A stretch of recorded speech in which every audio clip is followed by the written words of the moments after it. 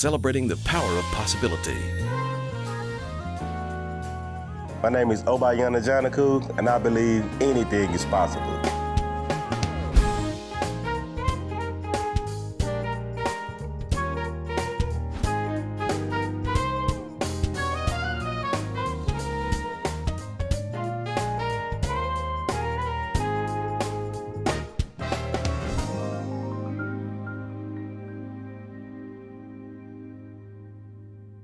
Welcome to Anything is Possible. These are great stories about great people whose lives prove possibility. Possibility is the star of the show.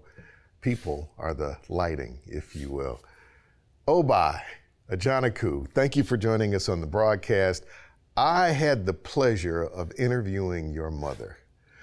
And when she was on set with us, it was like somebody turned the lights on. I mean, she jumped off the screen. She was an artistic force in our community. She inspired the arts in our community, if you will.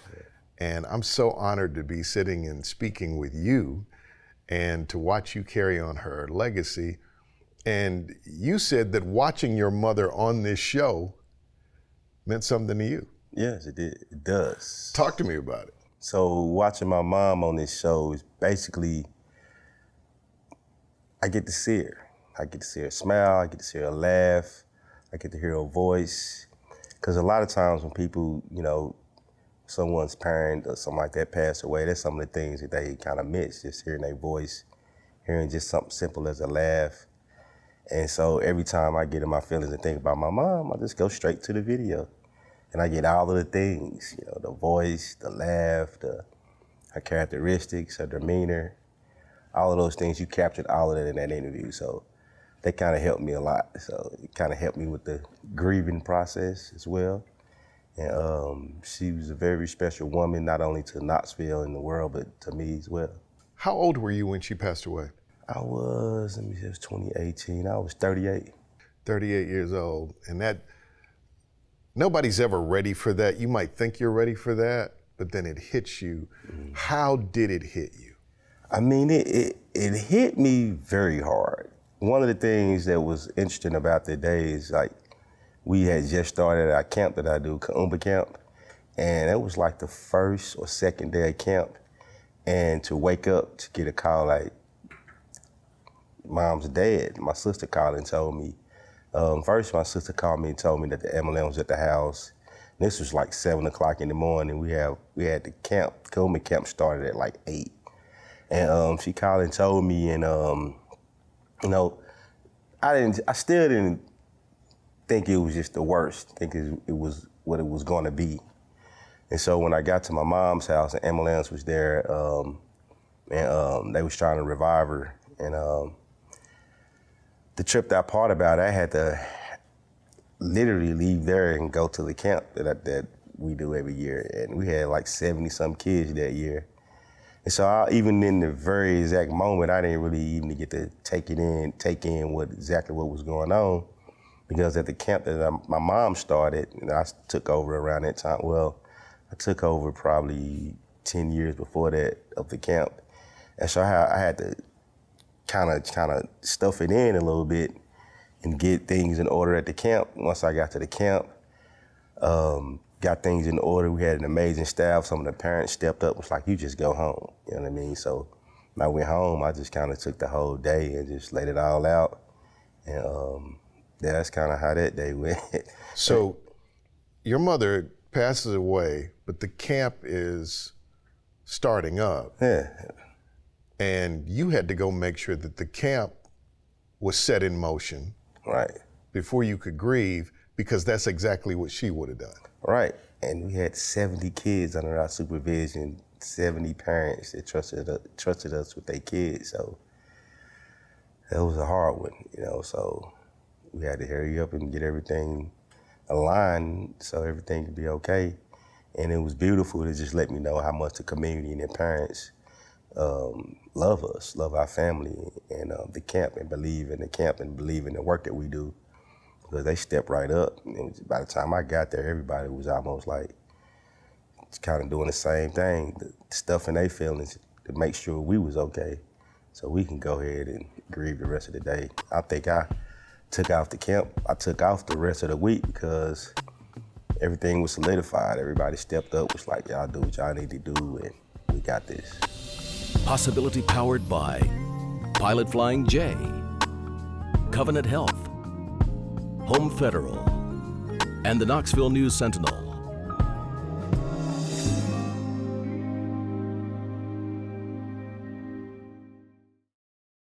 Let's rewind to, are you from Knoxville?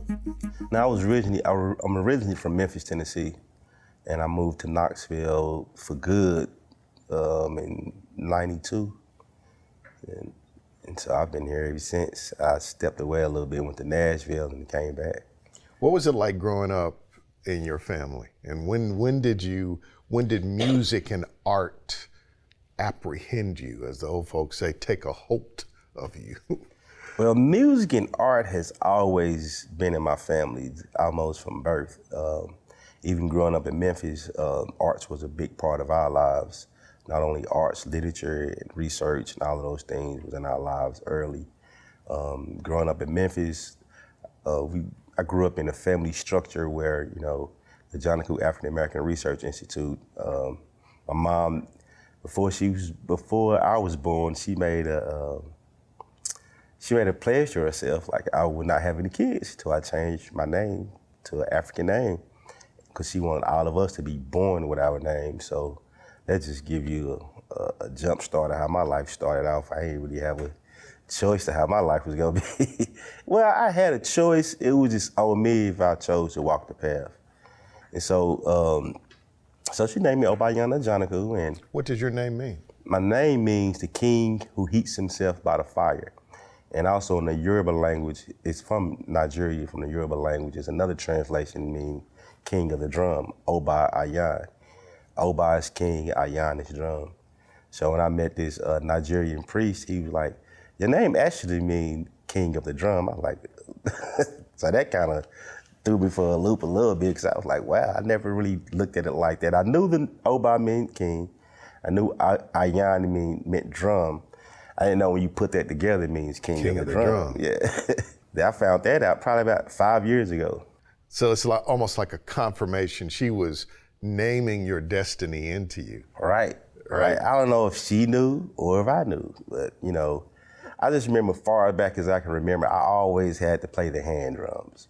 Always. Like we would do presentations. This was before I moved here. We would do presentations at elementary schools and stuff like that. All of us, me and my brothers and sisters, we would put on shows, and we would do positive hip hop, like rap about African history and stuff like that. And everybody played instruments, and I had to play the drums. I was like, well, I got to play the drum. I don't play the keyboard. Teach me how to play the guitar, but I always had to play the hand drum. Like, far as back as I can remember, it was always that you got to play the drums. So that's kind of how that went. So, but you're king of the drum. Yeah, at that time. Do you remember the first rhythm? The first rhythm I played was a rhythm called Funga. Funga is a rhythm that was created back in the 50s by a brother named Chief Bey and Baba Olatunji. These two guys were that were very instrumental on creating the West African drumming or African drumming in the United States. And so one of the first dances were created was called Funga. And they had to have a rhythm for the dance.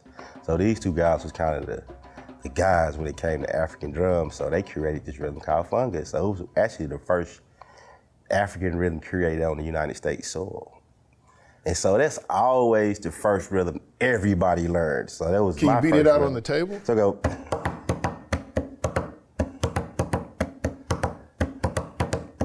Sometimes.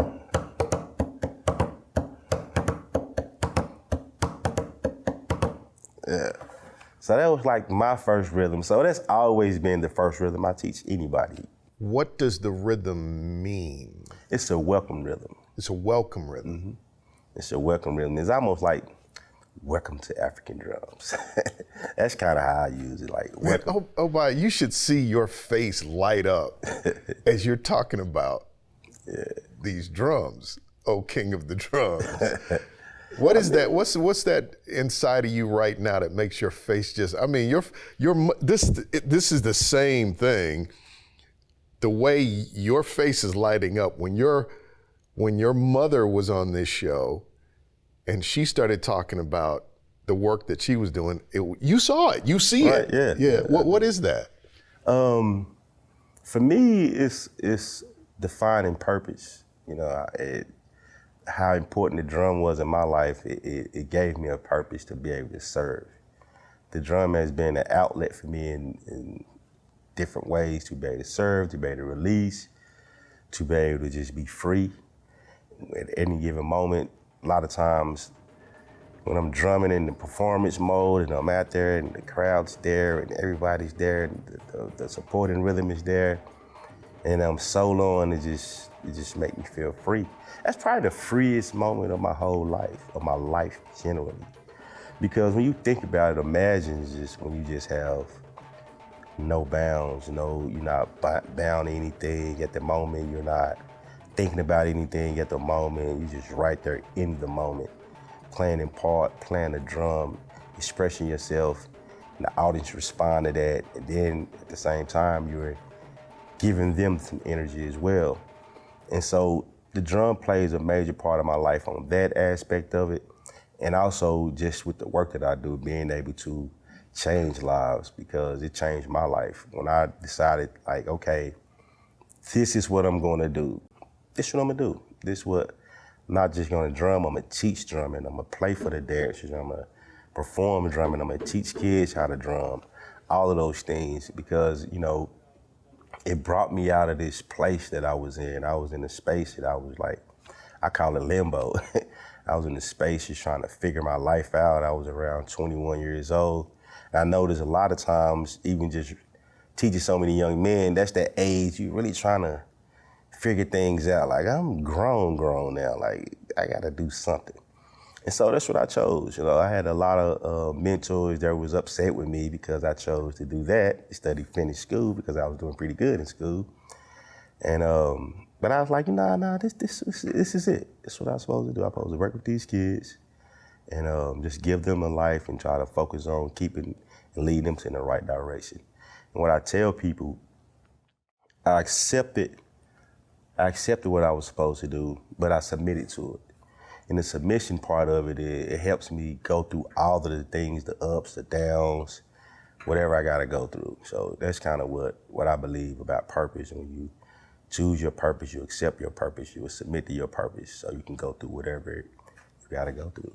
You love pouring into the lives of young people. Obviously, You teach West African drum at Austin East and Vine. Drums up, guns down, though. Right. Tell us the story.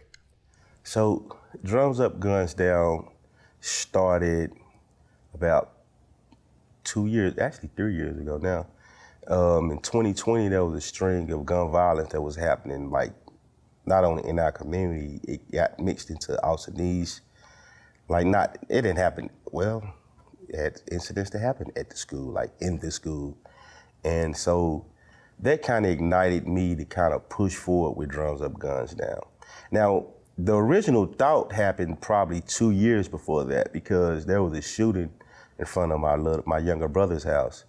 And my niece and nephew was there. My niece was 3 years old at the time. My nephew was 5 at the time. And that was like a thing for me. It's like, man, we gotta do something about this, because this has been happening since I was in school. I graduated school in 1998. I lost friends in 1998 to gun violence. Even afterwards, some of my friends that graduated, I lost friends in the process of that life between graduation and 21, 22. And so it's something that's been normal, almost like a norm in our community, which is sad to say. So when this thought happened, when the incident happened in front of my brother's house, they had to jump, everybody on the floor. And so that sparked it. And then when the shooting started happening, I was actually in the process to talk to the kids about starting something like Drums Up, Guns Down. So we drew up this. I'm talking about the interesting part about it. We had stuff drew up about it. The art teacher helped draw some stuff, the art students. This is before we just said we're gonna do it. And so when the third shooting happened, I'm like, we ain't got no time to wait. Let's go ahead and do this. I ended up just getting everything in place to start this organization. The organization started because I wanted to make myself more accessible. I know what the drums did for me and what they do for me, and I know what it did for the kids that I taught the blast. I was probably about 15 years in. For 15 years, I know what the drum done for those kids in terms of I've seen students come in my class upset, mad, or just going through something. Now, for me as a teacher, I'm not one of those teachers that's gonna jump in and say, you gotta do what you're supposed to do. I sit back and, get the class started and let them end up gradually move, get on the drum. Then at the end of class, I don't even know what they was upset about. They back laughing, they back to their normal self. So I've seen it happen numerous of times. So that's when I knew that this is it. This is one of the things that I know that I can do. I'm not gonna do anything that I'm not really familiar with. I can put this drum in kids' hands and talk to them and show them ways to help them express themselves and help them get out their anger or help them get out their frustrations of even when they're happy as well, because it's not always a negative thing. Sometimes they want to drum because they feel good. So that's what Drums Up, Guns Down is. Drums Up, Guns Down is using the drum to advocate against gun violence.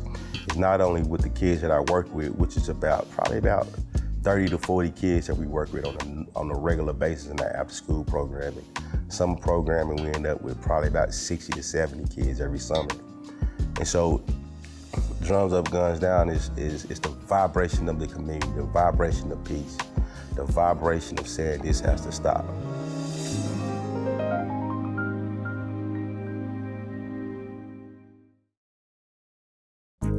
What is it about the drum that has such a transformative effect? Have you looked into the psychology of rhythm? Well, it's like a frequency. So maybe the last school year or year before, I had a music therapist and an actual therapist come to class and kind of visit the class, because I'm like, if I'm going to be saying this what the drum can do, I don't want to just to be saying it and not really knowing the psychological effects for real. So they came by and kind of watched me teach and didn't step in at all. They just kind of watched and observed. And they did it for like 3 weeks. And then when we kind of met again, just to kind of see how everything went, I'm thinking I gotta, say these big terms and stuff like that. They was like, you're doing what we try to do, what we try to push our patients to do. It's like, you do these things naturally. I'm like, I'm doing what? It's like you're stimulating their mind. It's called bilateral stimulation. You're stimulating their mind on both sides, which allows their mind to open up to receive information better. And I never knew that, so that, and I'm still actually learning more and more about the actual the brain science of it. At the concepts, because there's actually been studies done on it, and I'm kind of really jumping and diving into that, because based off of what the therapist was telling me, they was telling me one of the therapists, he's not a music therapist, he was just like, he incorporate these things in his therapy, but he don't actually use instruments. He use like a squeeze ball or something like that. And it's kind of the same thing, kind of stimulating the mind to kind of open up to new ideas and understanding about what you're actually going through at the time. So that's pretty amazing. Rhythms communicate. Right. You said that one rhythm you did said welcome. What is your favorite rhythm? Man, it's a hard one. It's a hard one because my favorite rhythm is the rhythm that I create when I'm by myself and it's just me and my drum, and I don't know what rhythm gonna come out.